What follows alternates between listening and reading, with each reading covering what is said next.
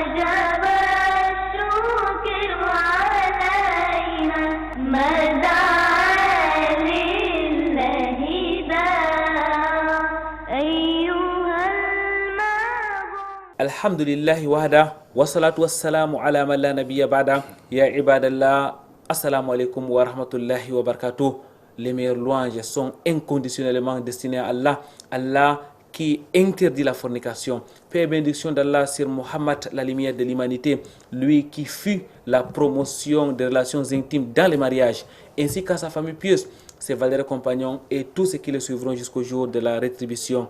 Frères et sœurs, dans la foi, c'est un grand péché dont les conséquences sont dévastatrices.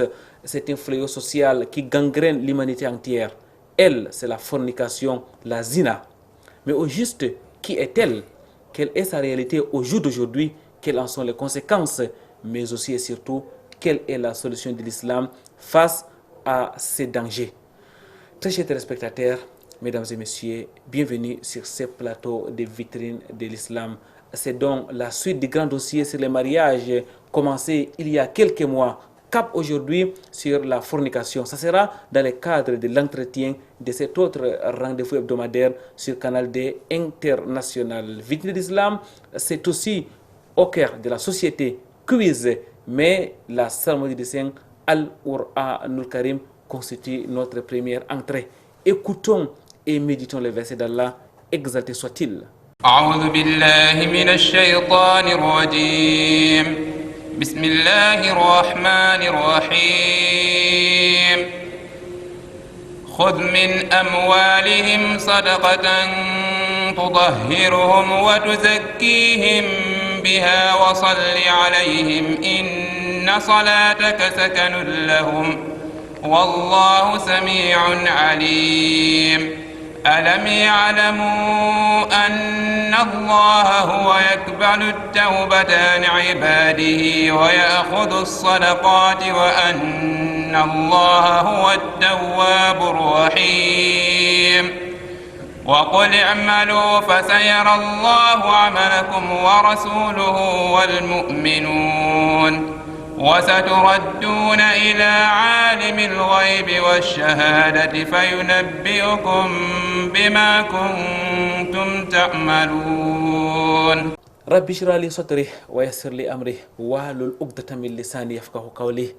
أيها المشاهدون والمشاهدات, أهلا وسهلا ومرحبا بكم sur ce plateau des vitrines de l'islam. Avec nous sur ce plateau pour parler de la fornication, de la zina, un cheikh, il s'appelle Mohamed Ngoubong, il est chercheur, il est imam et prédicateur dans la cité économique du Cameroun, c'est Douala. Assalamu alaikum wa rahmatullahi wa barakatuh, cheikh. Wa alaikum assalam wa rahmatullahi wa barakatuh.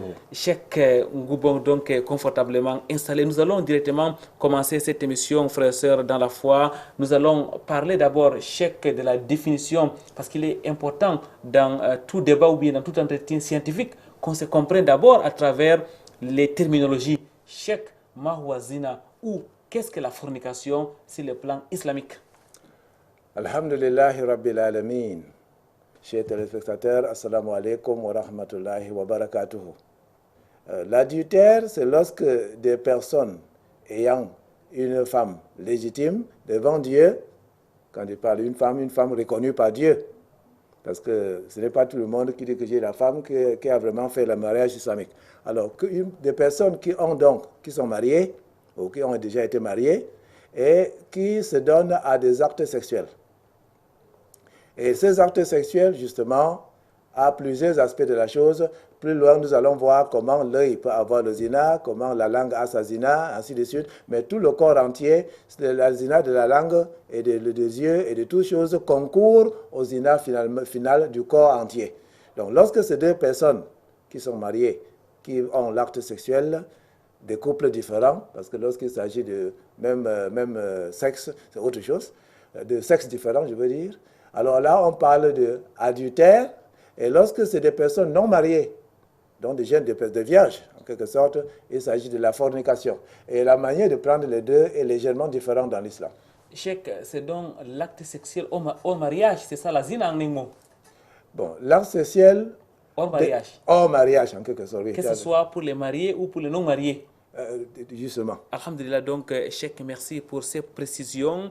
Nous allons tout simplement nous interroger cette fois-ci sur les textes islamiques. On va commencer par les versets du Saint Al-Qur'an al-Karim. Que dit Allah exalté soit-il par rapport au zina, Cheikh Ngoubon?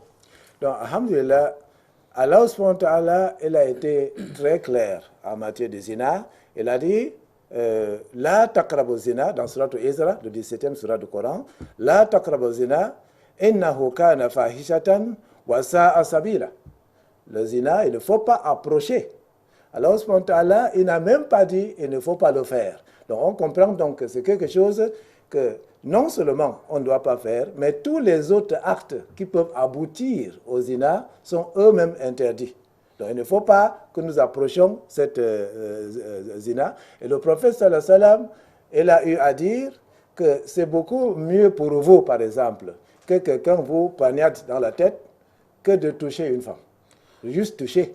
Je ne parle même pas de l'acte. Donc vous comprenez donc comment c'est quelque chose qui est très sévèrement puni. Et nous allons voir les fléaux que cela amène dans notre société, Inch'Allah. La taqrabu zina, dit Allah exalté soit-il, ne vous approchez pas de la fornication. Cheikh, je voudrais vous demander les hadiths, mais vous avez déjà commencé. Est-ce qu'il y a d'autres hadiths qui interdisent la fornication, ou bien on va se limiter aux hadiths que vous avez énumérés il y a quelques instants?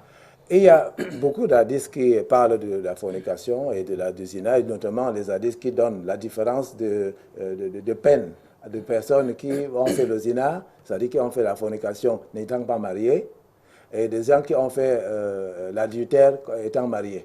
Et lorsqu'on voit la sévérité, donc comment la punition est grave, on comprend que faire le zina, c'est un crime devant Dieu qui équivaut peut-être à quelque chose comme le meurtre. Donc c'est quelque chose de très grave qui est banalisé dans notre société. Et il est temps pour nous les musulmans de nous rendre compte. Vous voyez par exemple, dans Surat al-Mumtahana, Allah subhanahu wa ta'ala, il parle là des femmes qui viennent s'islamiser et on les demandait de faire un bay'a, c'est-à-dire un genre de serment. Parmi les choses qu'on a demandé de ne pas faire l'acte de shirk billah, il ne faut pas associer avec Allah, il ne faut pas voler, et il ne faut pas faire les actes sexuels hors mariage. Donc, ça montre donc comment dire, la gravité de la chose et l'importance pour que cette fléau-là soit mis à l'écart de la société afin que la société puisse évoluer normalement. Cheikh Mohamed Ngoubon, l'interdiction est formelle, vous l'avez rappelé à travers les Saint Al-Qur'an al-Karim et les hadiths du prophète Mohammed sallallahu alayhi wa sallam. Nous allons désormais essayer d'analyser notre environnement au jour d'aujourd'hui. Cheikh, nous sommes en l'an 2014. Si on vous demandait de faire un état de lieu de la fornication ou bien tout simplement de la zina, que diriez-vous? Je dirais que la situation est grave, pour dire la vérité. La situation est grave, surtout dans la communauté musulmane qui est censée être ceux qui donnent la lumière. La situation est grave.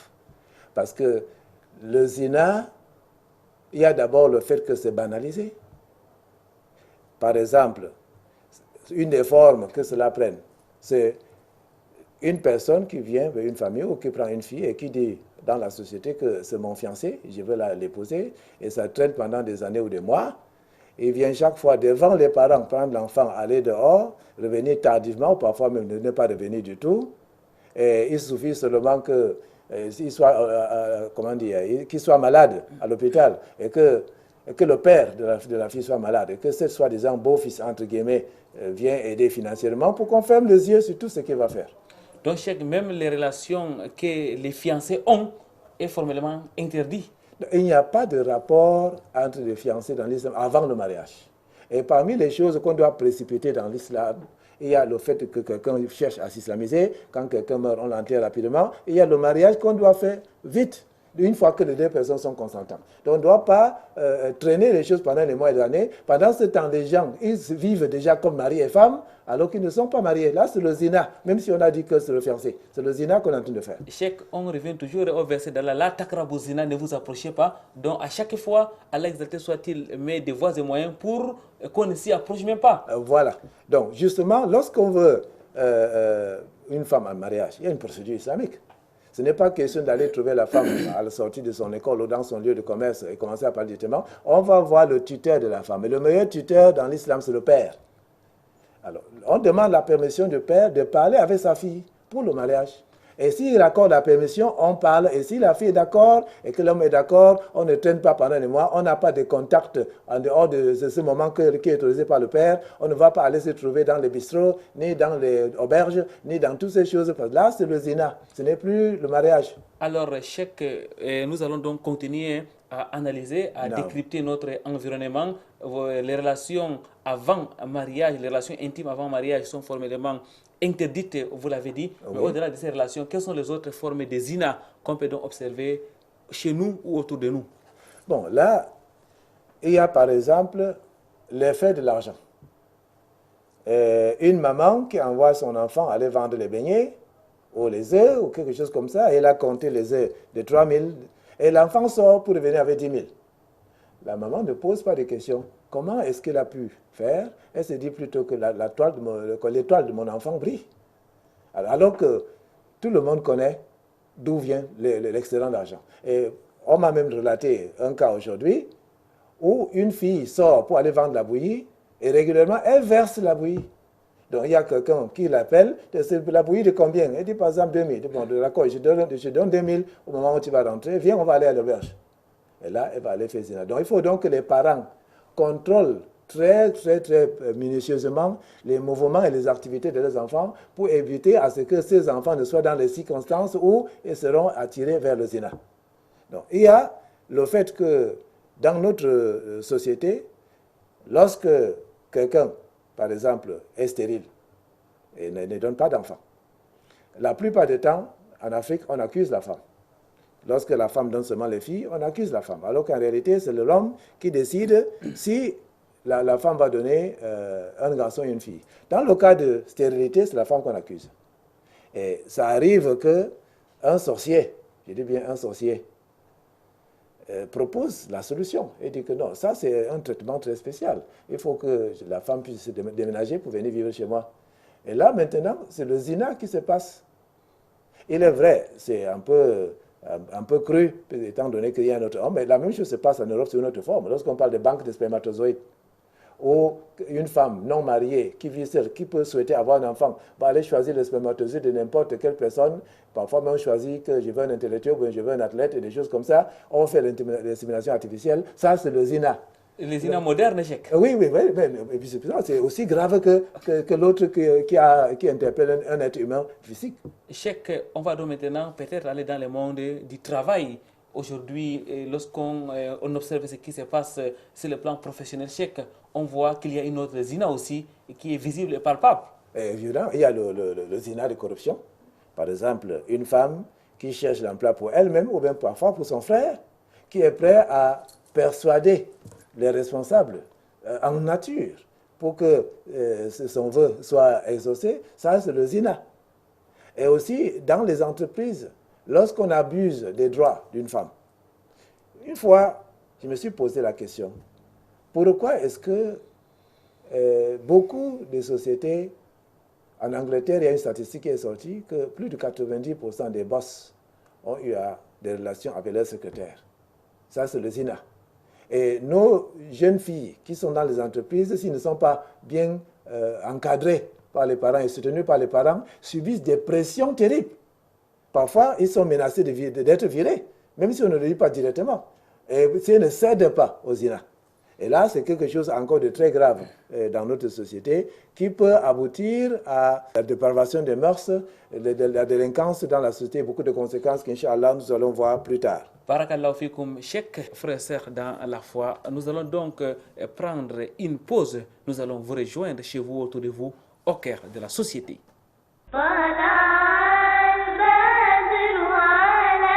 Ici, dans l'enceinte de la chefferie de Newton Aéroport à Douala, se tient une cérémonie de remise d'un important matériel de travaux manuels et des équipements de protection contre les intempéries aux mosquées de la ville. 6 mosquées sont les heureuses bénéficiaires du jour. Nous remercions le MGI. Wallahi mes frères, tout ce que les gens ont, s'ils savaient ce qu'Allah nous a donné dans le dunya, Allah nous a réservé l'au-delà, tout le monde va venir faire les choses comme ce que MGI, que Allah mette le bénédiction dans cette association, mes frères musulmans. L'offre vient de MGI, entendu Marois Génération Intermédiaire, une association apolitique et à but non lucratif qui a pour but d'initier et d'accompagner les œuvres sociales et les programmes de développement de la communauté musulmane. Nous nous sommes dit qu'il fallait qu'on assiste les mosquées et surtout le cimetière parce que c'est des actions concrètes qu'il faudra poser. Les critères que nous avons optés pour choisir ces mosquées, la liste était tellement longue. Bon, nous avons dit nous commençons d'abord avec les 6 mosquées, les autres viendront après, Inch'Allah, le jour à venir. Arrive à point nommé, ce matériel constitué de pelles, des pioches et des tentes qui serviront d'abri pour les enterrements, les prières et autres cérémonies en plein air.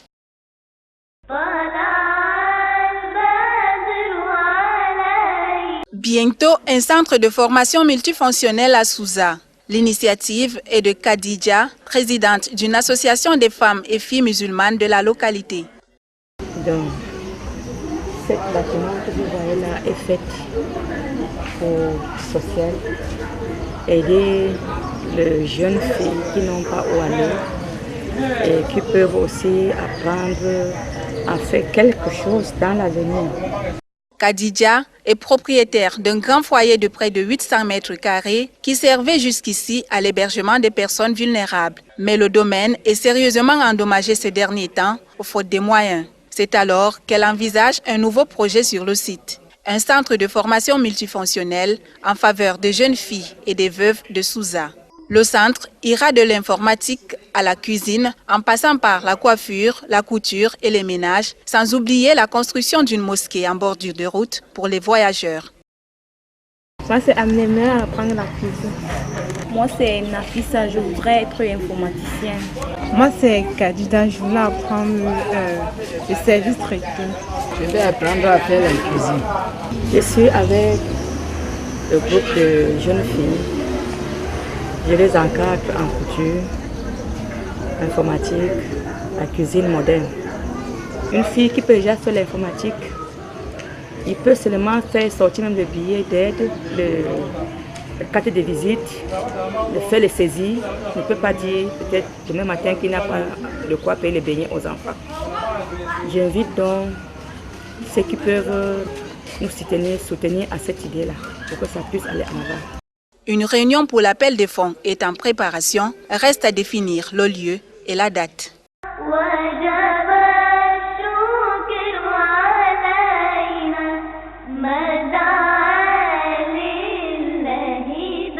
Alhamdulillah, Thumal Alhamdulillah, nous restons avec notre invité, nous restons avec Mohamed Ngoubon, qui est donc un chercheur, un imam et un prédicateur dans la ville de Douala. Cheikh, avec vous, nous avons défini la fornication. Avec vous, nous sommes interrogés sur sa réalité aujourd'hui. Avant de passer au danger, Cheikh, je voudrais tout simplement vous demander, à vous écouter, on doit simplement conclure que la zina est partout aujourd'hui.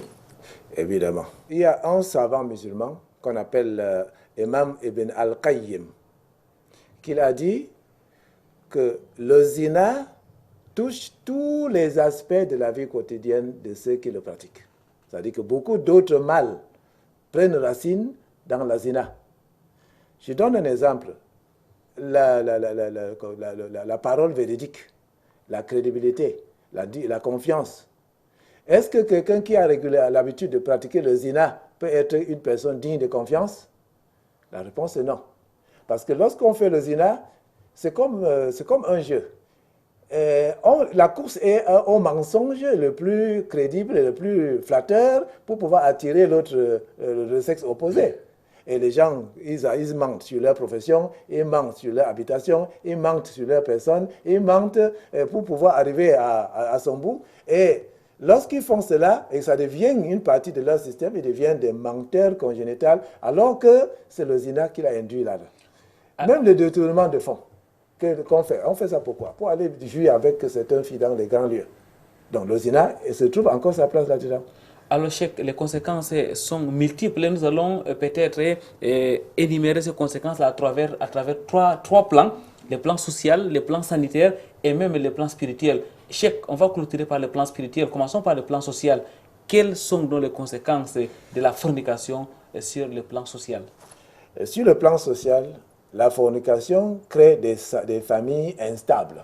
C'est-à-dire que des familles où les enfants parfois naissent sans que des parents soient, tous les deux parents soient là, ce qui amène à la délinquance juvénile, ça amène aux enfants de la rue, ça amène à beaucoup d'autres fléaux que nous voyons dans notre société, ce qui a trait jusqu'au banditisme et autres, créés par cette absence de la cellule familiale que le zina a causée.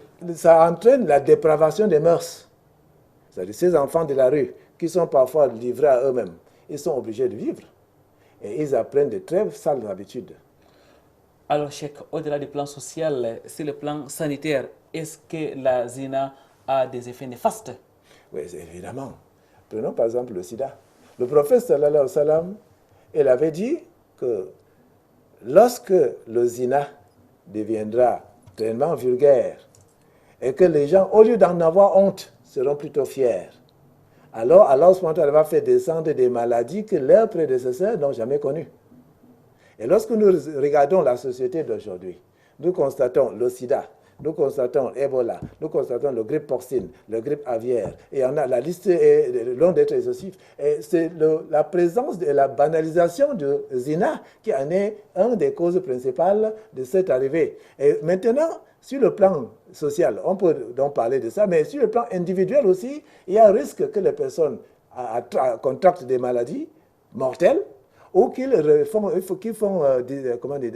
répandent ces maladies dans la société parce qu'ils sont en train de faire zina. Il n'y a plus de sécurité. Et ce genre de choses, ça peut détruire le système sanitaire d'un État. Parce que l'État, quand il commence à démissionner, qu'il ne peut plus fournir, il ne peut plus satisfaire les besoins sanitaires de sa population, parce que les gens sont en train d'amener plus de maladies qu'ils ne peuvent soigner, le chaos peut arriver. Le zina aussi, c'est quelque chose qui, dans notre société, nous avons oublié, peut avoir des conséquences spirituelles indirect, ça veut dire que pas spirituel dans le sens que nous allons être châtiés en enfer, mais nous allons voir ça après, mais spirituel dans le sens que quoi? Il y a des personnes, quête de pouvoir, quête de richesse, qui font des pactes, des signatures avec Satan, qui demandent parfois le zina, un certain nombre de zina dans une période donnée, aussi difficile que possible, parfois le zina avec ses propres sœurs, des cas d'inceste, ça demande parfois jusqu'à aller dans les homosexualités, la bestialité et tout ce genre de choses. Mais ces actions ne seront pas si faciles à réaliser s'il n'y avait pas déjà une souche d'acceptation des zina. Et Shaitan fait son rôle pour enjoliver, parce qu'il a dit, je veux enjoliver la terre là pour vous. C'est une des promesses qu'il a fait à Allah subhanahu wa ta'ala. Donc Shaitan enjolive la chose. Si vous demandez à quelqu'un, un jeune, avec qui est-ce que vous avez fait connivence pour vous rebeller contre Dieu? Non, il ne va pas répondre. Mais il dit, qui est ta nana? Là, maintenant, il donne la réponse avec fierté parce qu'on a utilisé des mots qui semblent être un peu plus doux, un peu plus normal, un peu plus passibles. Donc voilà le fléau que peut apporter dans une société la zina. Et notre société ne pourra jamais émerger comme il se doit avec la présence de la zina. Cheikh, sur le plan spirituel, nous arrivons donc à ce niveau. Quelles sont donc les conséquences ici-bas et même dans l'au-delà? Déjà, le prophète sallallahu alayhi wa sallam, il avait conseillé sa femme Aïcha de tenir compte des petits péchés ainsi que des grands péchés, parce que même les petits péchés seront interrogés. C'est-à-dire que chaque geste, il a dit, le zina de l'œil, c'est de regarder. Le zina de l'oreille, c'est d'entendre.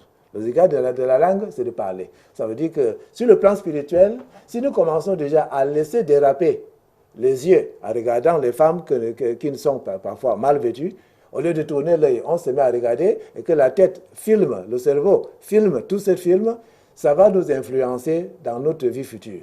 Donc sur le plan spirituel, on va devenir des personnes peu pratiquantes. Ça, c'est un. Et deuxièmement, qu'on sache que dans certains pays, il y a des prostituées qui ne travaillent qu'avec leur voix. C'est-à-dire que vous appelez au téléphone, dès que l'argent est changé par les cartes de crédit, et vous entretient avec sa seule voix jusqu'à ce que le lit est mouillé. Ça, c'est le plan spirituel. Le prophète sallallahu alayhi wa sallam, il a dit, lorsque un créature de Dieu, dont un être humain, est en train de faire zina, sa foi le quitte. À ce moment-là, il n'a pas de foi. Et si on voit le cas où la personne meurt, dans ce cas, c'est clair qu'il est mort 100 fois le mécréant. Cheikh, je voudrais quand même qu'on revienne un tout petit peu sur les qualités des zina dont vous avez énuméré. Ça veut dire que tous les membres peuvent donc faire la zina, Cheikh? Évidemment. Le zina, ça commence par des pas. Et ces pas-là sont faits par les différents membres qui sont responsables de différents sens pour que l'organe sexuel confirme à la fin l'acte qui va être posé. Donc, lorsque une femme sort en route et qu'elle a porté le soutien de manière à exploser le sein au vu de tous, elle a porté l'habit qui moule son corps actuellement de mini-jupe, le prophète sallallahu alayhi wa sallam dit, le premier regard, il n'y a pas de péché, parce qu'on ne connaissait pas cela. Mais une fois que les yeux tombent sur elle, et on ne détourne pas, on regarde plutôt, on laisse les lèvres, à ce moment-là, les yeux sont en train de faire zina. Et si elle fait des petites paroles sensuelles, et on tend l'oreille pour écouter, les oreilles sont en train de faire zina. Et si la langue commence aussi à parler des paroles mielleuses, la langue est en train de faire zina. Donc il faut que tous ces organes-là fassent d'abord zina, avant que ça n'atteigne maintenant l'apogée de la chose où l'organe sexuel va finaliser et concrétiser l'acte. Et Allah a dit, la takrabu. La takrabu, n'approchez pas. Donc ces actes préliminaires sont interdits. Barakallahu fikoum, Cheikh Jazakumullahu khayran. Frères et sœurs, dans la foi, une autre pause s'impose. Question de vous rejoindre chez vous ou autour de vous, au cœur de la société.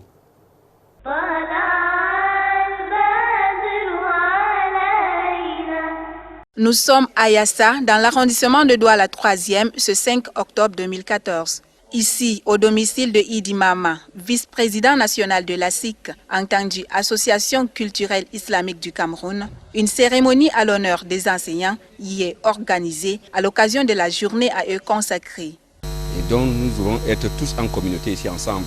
Aujourd'hui, c'est votre fête. Je vous souhaite bonne fête à tous les enseignants, du primaire au collège. Ça veut dire que quoi? Maintenant, qu'est-ce qu'il faut faire pour nous? Je vous ai dit ici, il faut que cette école soit comme une entreprise. C'est-à-dire quoi? Vous êtes 90% actionnaire de cette école. Si vous travaillez bien, c'est la réussite de l'école. Si vous travaillez mal, c'est la défaite de cette école. On ne le souhaiterait pas. Donc nous avons l'obligation de mieux servir la communauté. Hommes comme femmes, tous les enseignants du primaire au secondaire de l'enseignement franco-arabe de Nouvelle se sont retrouvés ici en famille en ce jour mémorable au lendemain de la fête du sacrifice. Peut-être qu'il faille revenir plutôt sur le thème international, qui semble-t-il être un thème choisi parce qu'on connaît le problème de l'enseignant, non seulement camerounais, mais l'enseignant dans le monde entier. Investir sur l'enseignant, c'est investir pour l'avenir. Alors, ce thème ressort 3 éléments essentiels. Le verbe investir, le mot enseignant et le mot futur. Il faut se demander donc, comment investir sur l'enseignant? Qui doit investir sur l'enseignant? Par quoi? Et quel est l'impact même de cet investissement dans le social? L'enseignant est celui qui continue l'œuvre de Dieu, c'est-à-dire la réformation, la transformation et l'orientation de l'enfant. Ça veut dire qu'il est bien dans sa tête. Mais être bien dans la tête ne lui donne pas toutes les possibilités de s'épanouir, d'enseigner à l'enfant ce qu'il a en lui, tant que sa poche n'est pas aussi pleine. Mais seulement, il ne faudrait pas que la poche aussi soit seulement pleine, sans que la tête aussi soit pleine. Parce que nous avons des exemples. Les gens à qui on a confié certains pouvoirs, qui ont des poches bien pleines, ont dérouté. Alors que l'enseignant qui a la tête, il suffit qu'on l'assiste, puisque investir c'est assister. Si on l'assiste, on lui donne cette possibilité de transférer, il va s'en sortir. Alors aujourd'hui, l'enseignant camerounais a trop de problèmes. D'abord, on lui impose des documents, des livres. Nous pensons que c'est l'occasion de crier aux dirigeants de laisser la possibilité aux enseignants d'assister à la rédaction même des livres. Vous convenez avec moi que lorsqu'un manuel arrive au programme, il faut passer au moins 2 ans pour que l'enseignant maîtrise ce qu'il doit enseigner aux enfants. À la première année, tu étais un débrouillard dans le document. Mais quand 2 ans après, on va changer le livre, par exemple dans certaines classes, on a le choix. Je prends le cas de la mathématique, on a le choix entre cargo, excellence, siam, patati patata. Alors que si on avait un livre qui met au moins 6 ans dans une classe, l'enseignant devait prendre le temps de maîtriser ce qu'il va enseigner aux autres. Parce que tu peux enseigner ce que tu n'as pas maîtrisé. ولذلك أنا أيضا أقدم يعني هذه التوجيهات المباركة أن يعرف كل مدرس أن هذه أمانة ملقاة على عاتق كل واحد منا. لا ندرس من أجل الفلوس كما نعرف، يعني ليس هناك يعني عمل فيه فوائد كثيرة خير من تدريس. عندما تدرس يكون لك يعني صدقة جارية في مستقبلي يعني في أو حتى بعد مماتك. Avec le sentiment d'un devoir bien accompli, Idi Mama n'a pas manqué de rappeler aux uns et aux autres les fondements et les objectifs de l'enseignement islamique. On a écrit école franco-arabe, école islamique. Notre premier promouvoir les choses, on apprend l'islam. L'islam que tous les Camerounais connaissent, qui aiment ses frères, toutes ses tribus. C'est-à-dire que nous combattons le tribalisme et le racisme entre nous. C'est-à-dire que la religion islamique, purement et simplement, ce qu'on apprend, que le prophète Mohammed sallallahu nous a appris, c'est ce qu'on veut apprendre à nos enfants. Et nous avons la chance ici que nous avons de meilleurs enseignants islamiques. Et cette année, nous avons eu un inspecteur qu'on nous a envoyé et nous avons un SEDUC. Ça veut dire que quoi? Il faut faire plus d'efforts, que nos enfants en sortant d'ici, ils savent lire le Coran, ils savent parler l'arabe. Vraiment, ça c'est une fierté. La satisfaction se lit sur les visages à la sortie de cette rencontre clôturée par une prière.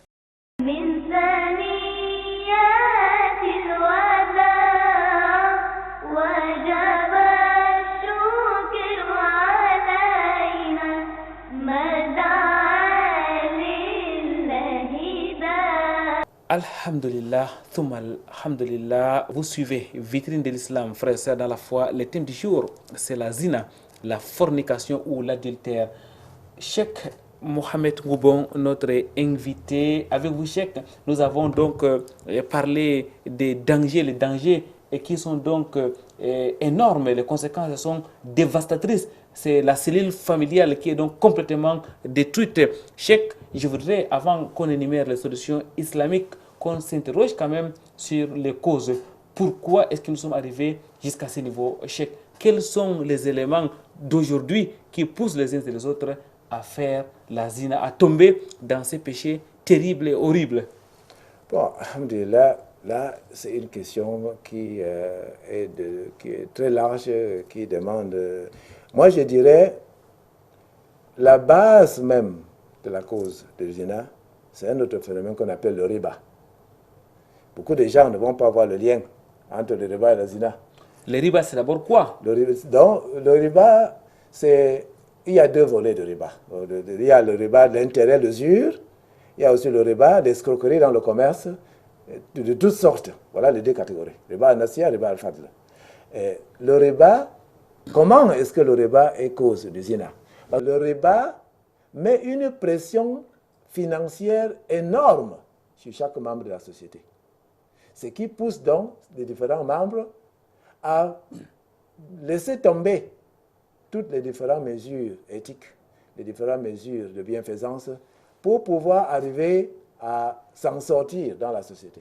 Donc, l'excès de pression financière et les crises économiques, parmi tant d'autres choses, sont des choses qui poussent les gens à entrer dans le riba. Parmi les causes, il y a donc l'argent. Évidemment. Au-delà de l'argent maintenant. Non. Au-delà de l'argent, il y a aussi le manque de foi.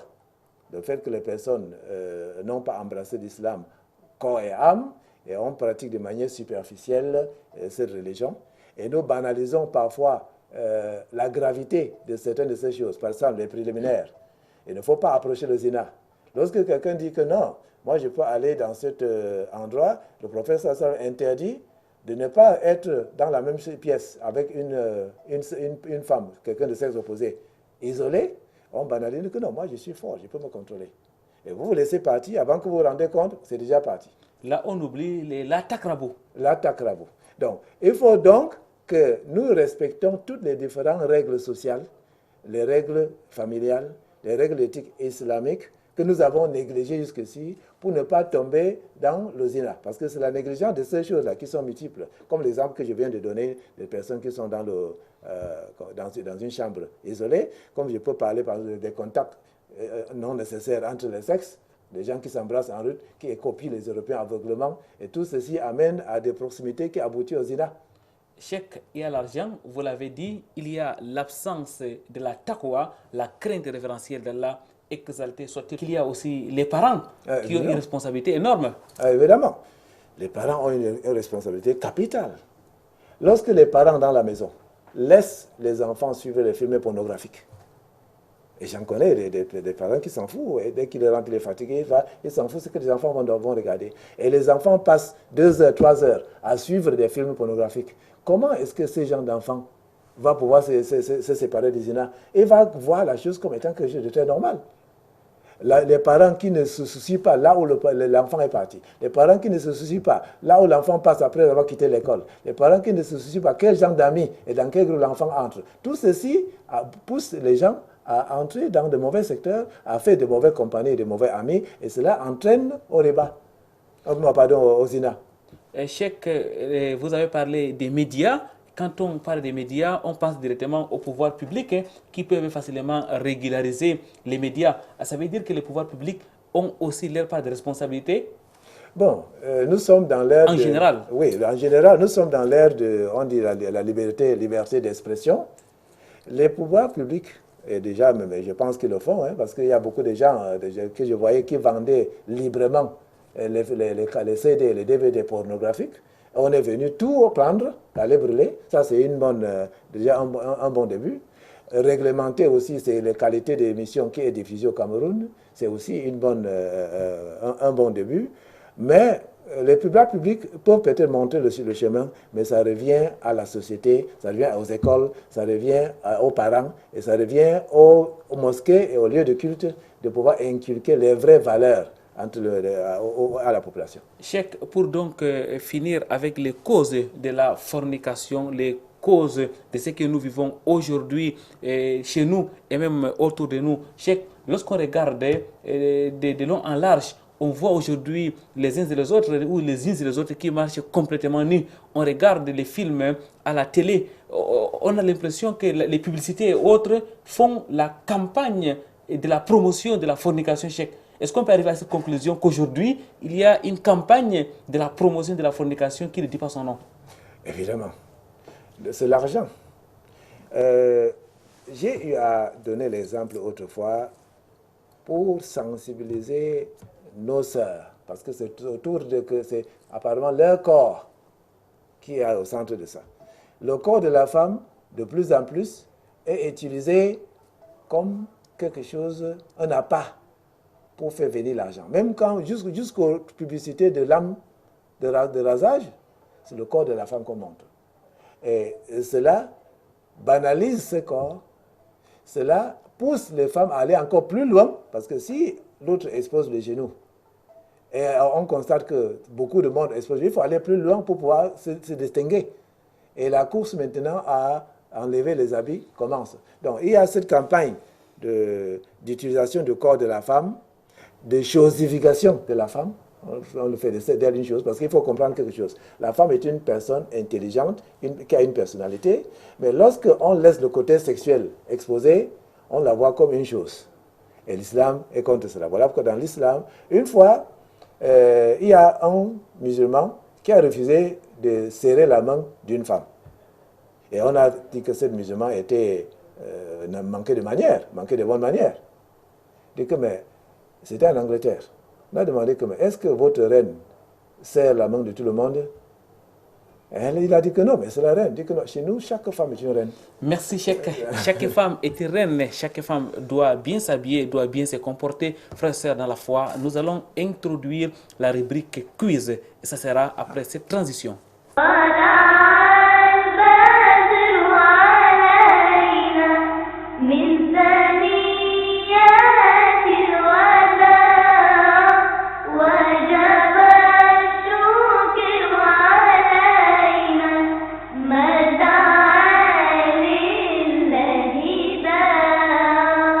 Pureté et gloire à Allah, les maîtres des cieux et de la terre. Frères dans la foi, une fois de plus, Barakallahu fikum, Jazakumullahu khayran. Merci pour votre participation au quiz des vitrines de l'islam. Vous étiez évidemment très nombreux à avoir joué à ces quiz.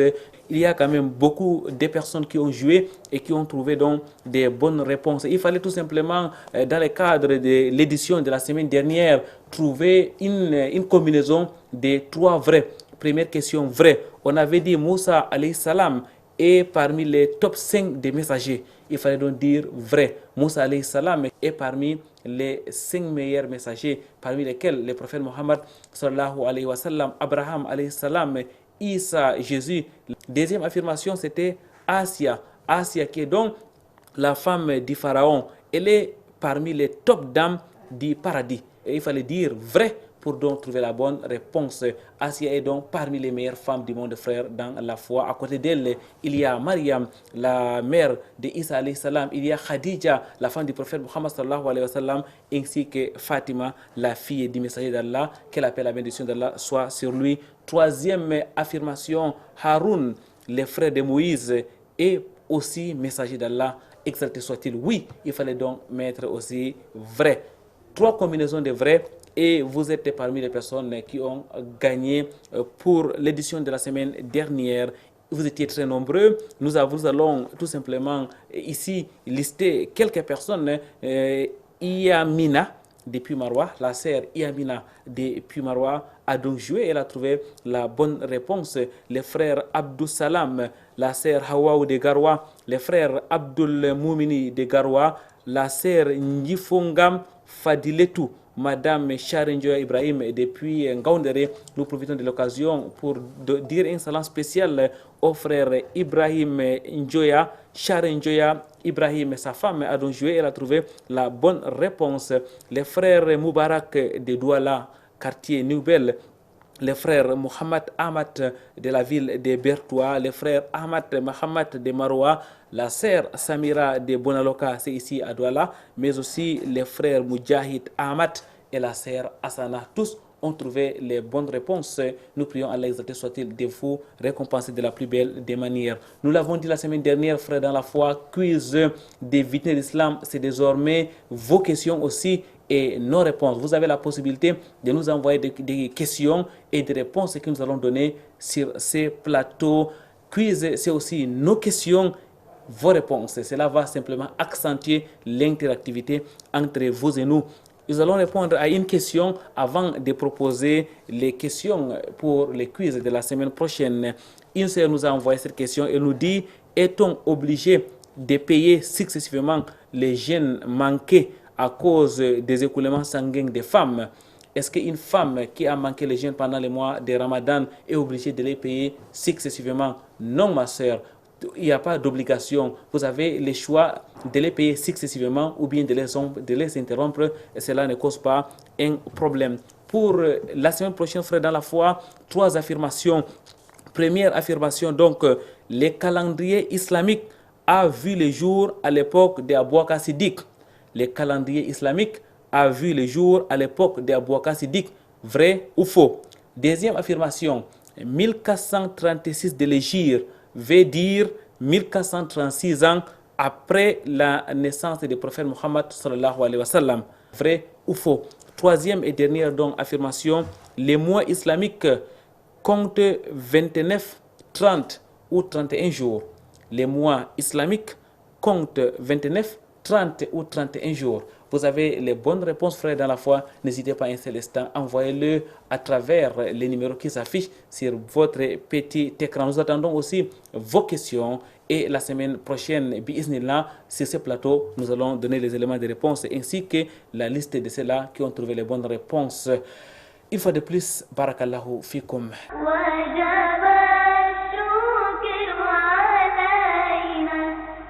Alhamdulillah, donc, Thumma Alhamdulillah. Cheikh, on va nous acheminons vers la fin de cette émission. Avant de prendre votre mot de fin, nous allons cette fois-ci nous interroger sur les solutions que prévoit l'islam. L'islam condamne la fornication, vous l'avez dit, la fornication est une réalité aujourd'hui.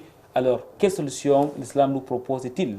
Bon, Alhamdulillah, déjà, il faut dire, nous avons énuméré quelques causes. Il faut déjà dire que la première des solutions, c'est d'enlever les causes que nous venons d'énumérer, comme telles que les relations de la famille et autres. Mais en plus de ça, il y a d'autres choses que nous pouvons adopter et qui vont aider à ce que nous nous éloignions de petit à petit de ce phénomène. Première des choses, c'est de cultiver la conscience que lorsque nous voyons quelque chose de mauvais, on dit « A'udhu billahi minash shaitanir rajim ». Lorsque vous voyez une femme qui est mal habillée, on dit « A'udhu billahi minash shaitanir rajim ». Lorsqu'on a une mauvaise invitation, on dit « A'udhu billahi minash shaitanir rajim ». Ça devient automatique, ça devient un réflexe.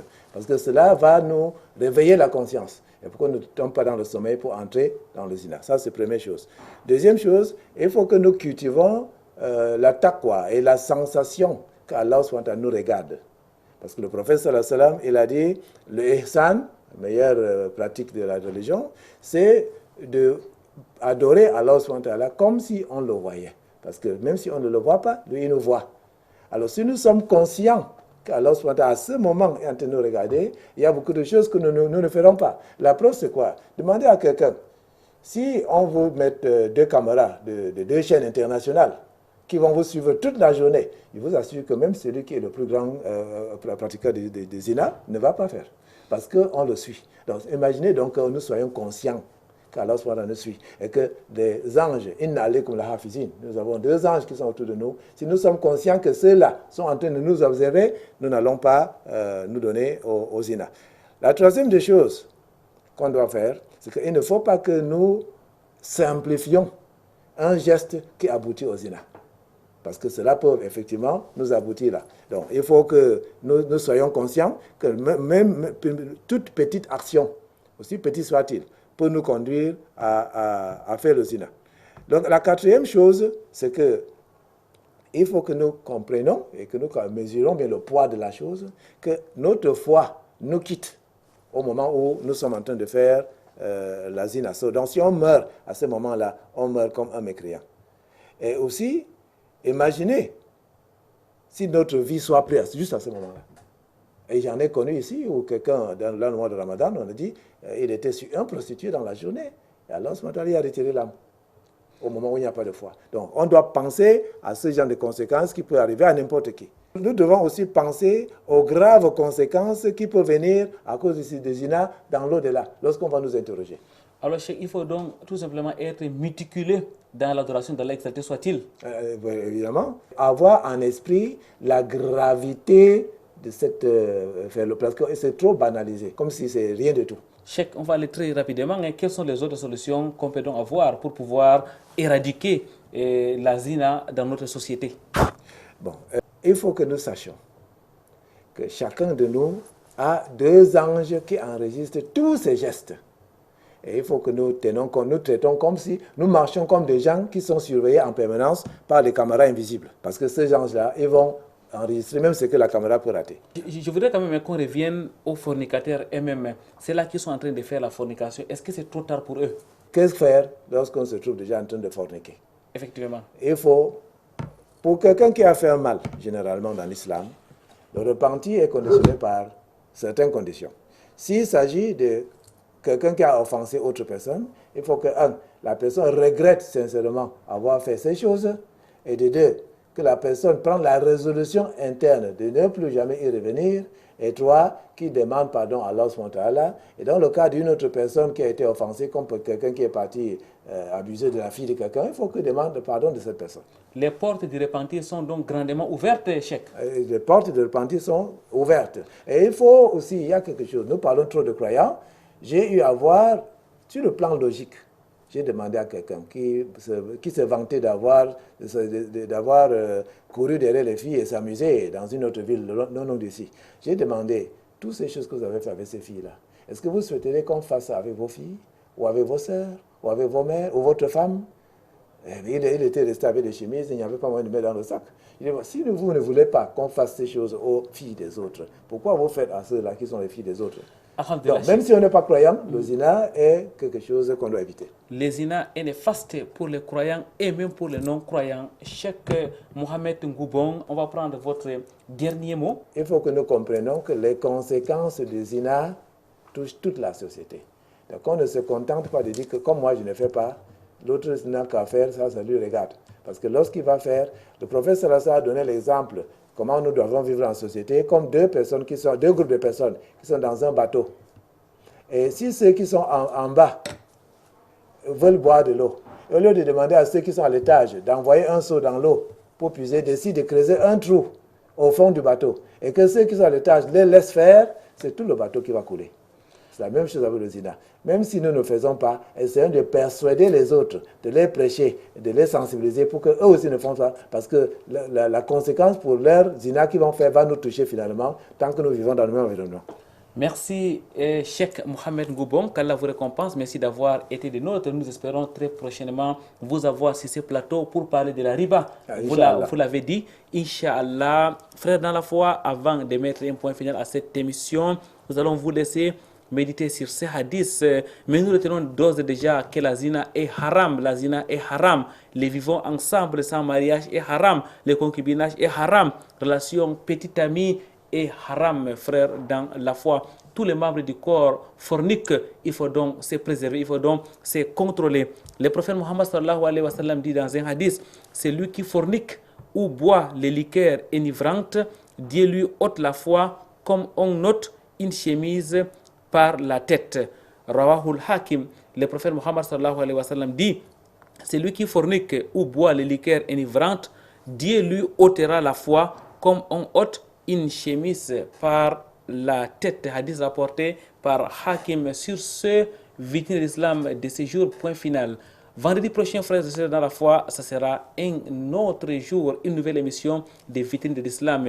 D'ici là, wa'tasimu bihablillahi jami'an wa la tafarraqu. Cramponnez-vous sur les câbles d'Allah et ne vous divisez point. Subhanakallahumma wa bihamdik, nashhadu an la ilaha illa anta, nastaghfiruka wa natubu ilayk. Wassalamu alaikum wa rahmatullahi wa barakatuh.